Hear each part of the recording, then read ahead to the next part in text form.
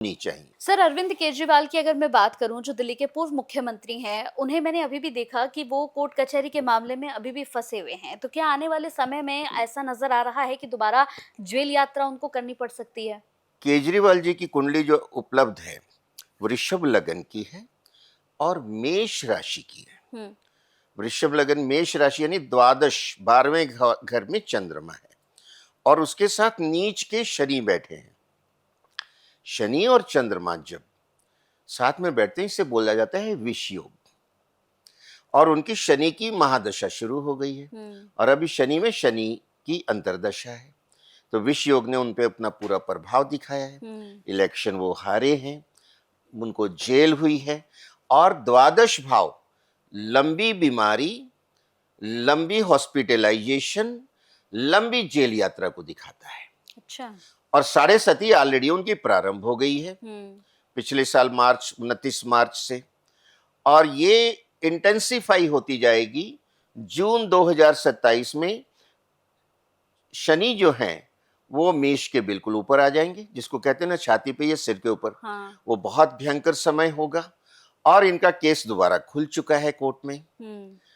तो इस समय ये जो परिस्थितियां हैं ये बहुत क्लियर दर्शाती हैं कि आगे आने वाला समय इनका टफ से टफर होता चला जाएगा और इनको दोबारा जेल यात्रा भी हो सकती है। इसके साथ ही अगर हम थोड़ा सा लंबा अंतराल ले कि क्या हम 10 साल बाद या 5 साल बाद या 8 साल बाद, क्या ऐसा कोई योग नजर आ रहा है कि अरविंद केजरीवाल को हम प्रधानमंत्री बनता हुआ देखें?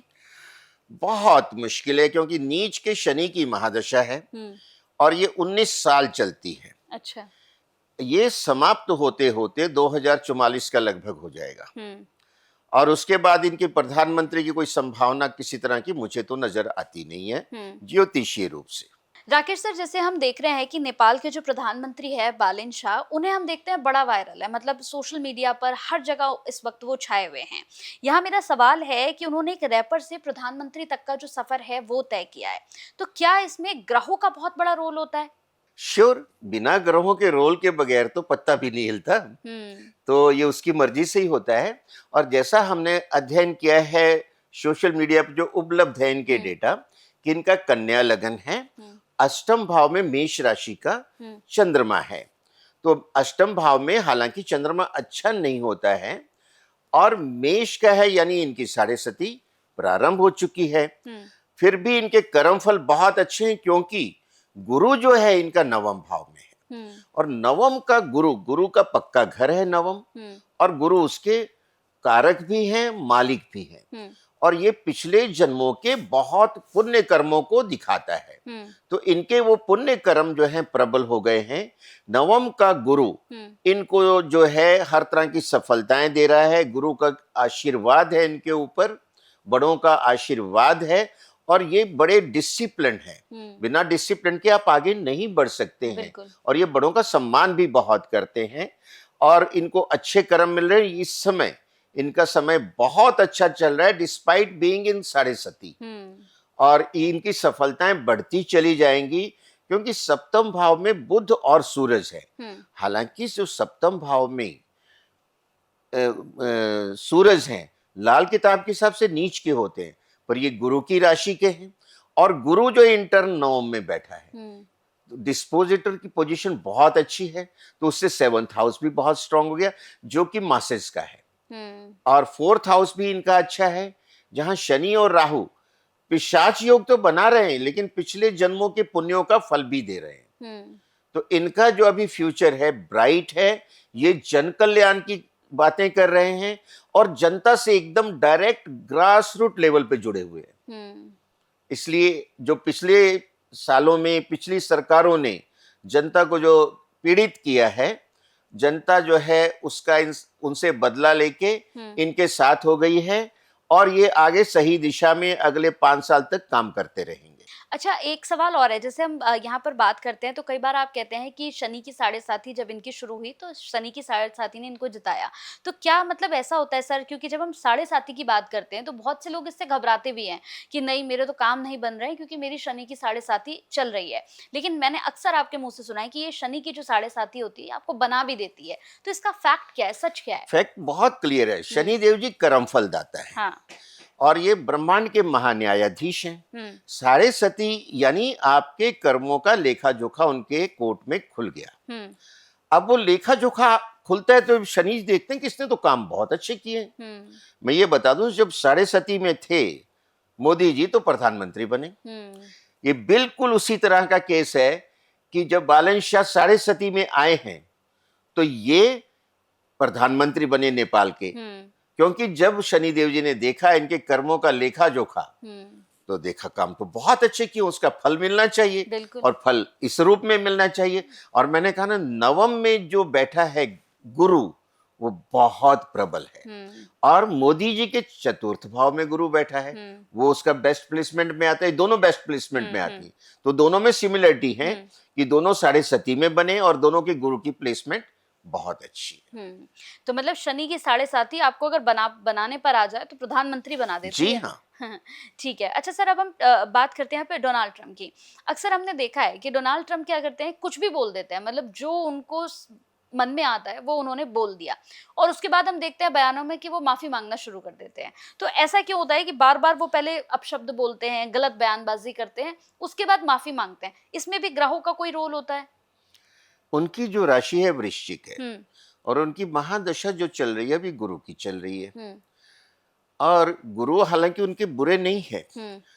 अभी मैंने प्रेडिक्ट भी किया था कि 4 लोगों की जान को बहुत भारी खतरा है और 18 से 25 अप्रैल का 2026 का मैंने पीरियड भी दिया था और उसमें जो 4 नाम बताए थे ट्रंप साहब, उन पे 25 अप्रैल को गोली चली है। बाल बाल बचे टेबल के नीचे चले गए थे। वो सारा आपको पता है, मीडिया से सबको पता है। दूसरा नाम मैंने लिया था प्रिंस सलमान का। तीसरा मैंने लिया था ये नेतन्याहू जी का। चौथा रशिया के प्रेसिडेंट पुतिन जी का। पुतिन जी के घर पे भी ड्रोन से अटैक हो चुका है कुछ महीने पहले। तो ये चारों जो है हिट लिस्ट में हैं अपने अपोनेंट्स के। और ट्रंप साहब की लिटरली मैं कहूं जिसको कहते हैं ना सटक गई है, यानी अब्सेंस ऑफ रैशनल थिंकिंग। और उनको ग्रह ऐसा करवा रहे हैं, कभी कुछ बोलते हैं कभी कुछ बोलते हैं और वो सारी दुनिया को परेशान किए हुए हैं। उनका खुद का समय भी अच्छा नहीं है इस समय और 14 जून को जो उनका बर्थडे, उसके बाद उनके दिन और खराब होने वाले हैं। अच्छा। और उनकी जो पॉपुलैरिटी अपनी कंट्री में है वो भी बहुत जो है डाउन हो गई है। और कहीं कोई इम्पीचमेंट का ये साल खत्म होते होते मुझे शक पड़ता है, कहीं वो जब शनि वक्री होंगे और फिर आगे जाके गुरु भी वक्री होंगे, शनि या गुरु के वक्री पीरियड में इनका इम्पीचमेंट हो सकता है। ये अपनी टर्म भी पूरी नहीं कर पाएंगे। तो ये इसके साथ ही अगर मैं यहाँ पे बात करूं, पलटते बहुत है अपनी बात से, मतलब अपना बयानबाजी करते हैं फिर पलट जाते हैं। तो कोई ऐसा ग्रह है जो हमें अपनी बातों पर टिकने नहीं देता है? जो राहु है इनका, हाँ। वो इनको बहुत ज्यादा ईगोइस्टिक बना रहा है, अपनी बातों पे टिकने नहीं देता। और दूसरा मंगल इनके लगन में बैठा है। राहु और मंगल के बीच में षडाष्टक है, यानी षड मतलब छठा, अष्टक मतलब 8वां। अब ज्योतिष के अंदर छठा घर होता है ऋण रोग शत्रु, 8वां घर होता है डेथ हाउस। तो डेथ तो इनकी होते होते बची, गोली चल गई थी 25 अप्रैल को। और ये शत्रुओं को इनको तंग कर रहे हैं, शत्रुओं को ये तंग कर रहे हैं झूठ बोल बोल के। कभी कुछ बोलते हैं कभी कुछ बोलते हैं और ये वाकई गलत बात है। एक प्रिंसिपल पे टिकिए, एक स्टैंड लीजिए और उस पर आप नेगोशिएट करके जो है शांति कायम कीजिए। पर ये अपने कर्तव्यों से विमुख हो रहे हैं और यही मैंने कारण बताया कि ये जनता नाराज है और इनका इम्पीचमेंट हो सकता है। जब आपको जो कर्तव्य ड्यूटी दी गई आप उस पर खरे नहीं उतरेंगे तो आपको क्यों, आपका बोझ क्यों ला देगी वहां की जनता? बिल्कुल बिल्कुल।